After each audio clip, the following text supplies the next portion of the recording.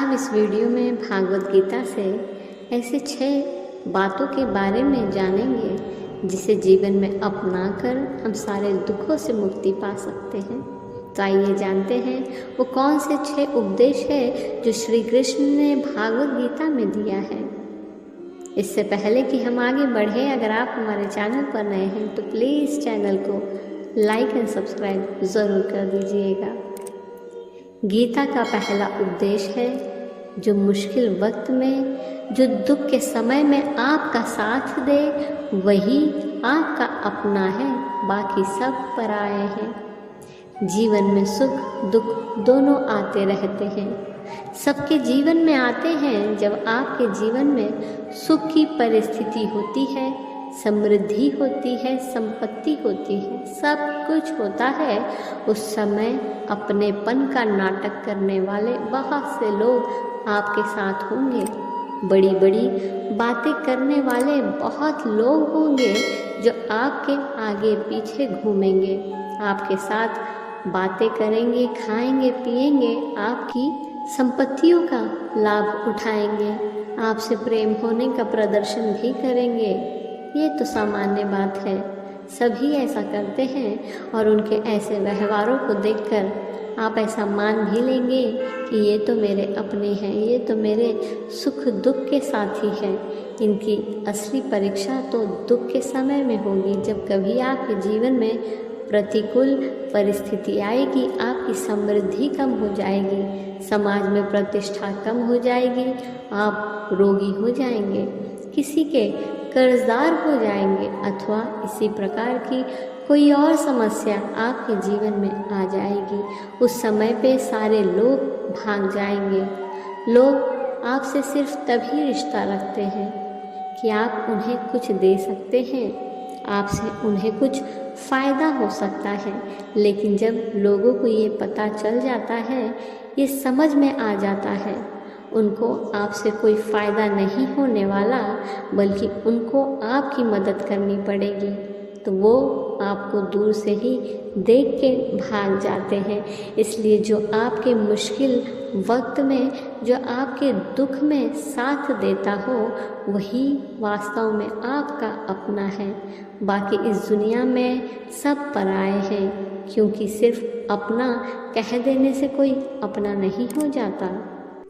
भागवत गीता हमें रिश्तों में विवेक के महत्व को सिखाती है, हमें उन व्यक्तियों को पहचानने और उनकी सराहना करने का आग्रह करती है जो हमारे सबसे बुरे समय में स्थिर रहते हैं। ये हमें ऐसे लोगों के साथ बंधन विकसित करने के लिए प्रोत्साहित करता है जो वास्तव में हमारी भलाई की परवाह करते हैं और वास्तविक समर्थन प्रदान करते हैं। गीता का दूसरा उपदेश ये है कि कभी भी किसी भी चीज़ की अति नहीं करनी चाहिए। जीवन में किसी भी चीज़ की अति बहुत ही बुरी होती है, चाहे वो किसी भी चीज़ के लिए हो। जैसे ज़्यादा धूप हो तो सूखा पड़ सकता है, और ज़्यादा बरसात हो तो बाढ़, और दोनों से तबाही होती है। दवाई की भी मात्रा निर्धारित है, और ज़्यादा मात्रा में लेने से जहर भी बन सकती है। सफाई रखना अच्छा है, पर सफाई की अति करना एक मानसिक बीमारी का स्वरूप है। वास्तव में जीवन के लिए हर चीज़ उतनी ही ज़रूरी है जितने से सब कार्य सुचारू रूप से चल सके, वरना अति मनुष्य के लिए विकास में बाधक हो जाती है। अति हर चीज़ के लिए बुरी होती है, चाहे वो प्रेम हो या लालच हो।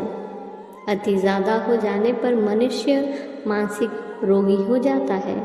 इसलिए संतुलन ज़रूरी है, भोजन में भी और जीवन में भी। भोजन में अगर सिर्फ एक नमक का संतुलन बिगड़ जाए तो भोजन का स्वाद बिगड़ जाता है। तो फिर जीवन में तो हज़ारों चीज़ होती हैं, और हर एक का संतुलन बनाए रखना ज़रूरी है। गीता का तीसरा उपदेश ये है कि जिसे आप सबसे ज़्यादा महत्व दोगे वो आपको कभी महत्व नहीं देगा। आपने कभी गौर किया कि आपका अपमान कौन लोग करते हैं? आपका अपमान सिर्फ वही लोग करते हैं जिसे आप सबसे ज़्यादा महत्व देते हैं।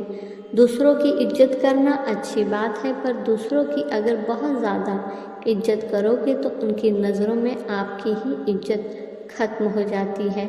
इसलिए किसी को भी कभी अपना सब कुछ नहीं बनाना चाहिए कि तुम ही मेरे सब कुछ हो। जैसे ही आप किसी को सब कुछ बना लेते हैं तो आप उसके लिए कुछ भी नहीं रह जाते। इसलिए लोगों को इज्जत उतनी ही देनी चाहिए जितना वो हजम कर सके। हद से ज़्यादा इज्जत देना आपकी ही बेइज्जती करवा सकता है। गीता का चौथा उपदेश ये है कि किसी पर भी आँख बंद करके भरोसा नहीं करना चाहिए। भागवत गीता हमें सलाह देती है कि बिना सोचे समझे किसी पर भी आँख मूंद कर भरोसा न करें। जब दूसरों पर भरोसा करने की बात आती है तो यह विवेक और ज्ञान की आवश्यकता पर जोर देती है।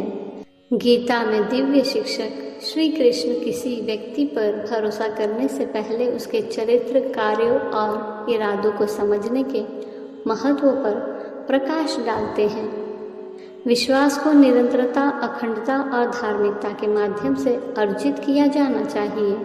गीता हमें सतर्क और समझदार होने की शिक्षा देती है, क्योंकि दूसरों पर आंख बंद करके भरोसा करने से विश्वासघात, निराशा और नकारात्मक परिणाम हो सकते हैं। विवेक का प्रयोग करके और व्यक्तियों की वास्तविक प्रकृति को समझकर हम किस पर भरोसा करें और सार्थक और विश्वसनीय संबंध बनाने के बारे में सूचित निर्णय ले सकते हैं। गीता का पांचवा उपदेश है, जिसके साथ सत्य और ईश्वर की शक्ति है। चाहे सारी दुनिया उसके खिलाफ हो जाए, लेकिन अंत में जीत उसी की होती है। श्रीमद् भागवत गीता के आखिरी श्लोक में महाराज धृतराष्ट्र बार बार संजय से पूछते हैं कि बताओ, युद्ध में कौन जीत रहा है, कौन हार रहा है, क्योंकि उन्हें विश्वास था कि भीष्म पितामह मेरे पक्ष में है, गुरु द्रोणाचार्य मेरे पक्ष में है, कर्ण मेरे पक्ष में है, तो हमें कौन हरा सकता है। तब संजय महाराज धृतराष्ट्र से कहते हैं कि राजन, जहाँ पर योगेश्वर कृष्ण है और जहाँ गांडीवधारी अर्जुन धनुधर है, वहीं पर श्री विजय, विभूति और अचल नीति है, ऐसा मेरा मत है। अर्थात आपके पास कितनी भी शक्ति क्यों ना हो, लेकिन सत्य और ईश्वर जिसके साथ खड़े हो, उसे दुनिया में कोई भी नहीं हरा सकता। गीता का छठवां उपदेश ये है कि जीवन में लड़ाई झगड़ा से बचना चाहिए, लेकिन जब बात आपके चरित्र, सम्मान और अधिकार की हो तो लड़ना भी चाहिए। अर्जुन भी महाभारत का युद्ध करना नहीं चाहते थे, क्योंकि उसके सामने उसके अपने खड़े थे, लेकिन श्री कृष्ण ने उन्हें उपदेश दिया कि यहाँ पर बात लड़ाई की नहीं है, आपके सम्मान की है, आपके चरित्र की है, आपके अधिकार की है। जो द्रौपदी के साथ उन्होंने भरी सभा में अपमान किया, उन्हें नग्न करने की कोशिश की, इतना बड़ा अधर्म किया, वो तुम्हें कभी नहीं सहना चाहिए। इसलिए बात जब चरित्र पर आ जाए, आपके सम्मान पर आ जाए, तो चाहे वो अपना ही क्यों ना हो, आपको उसके साथ ज़रूर लड़ना चाहिए।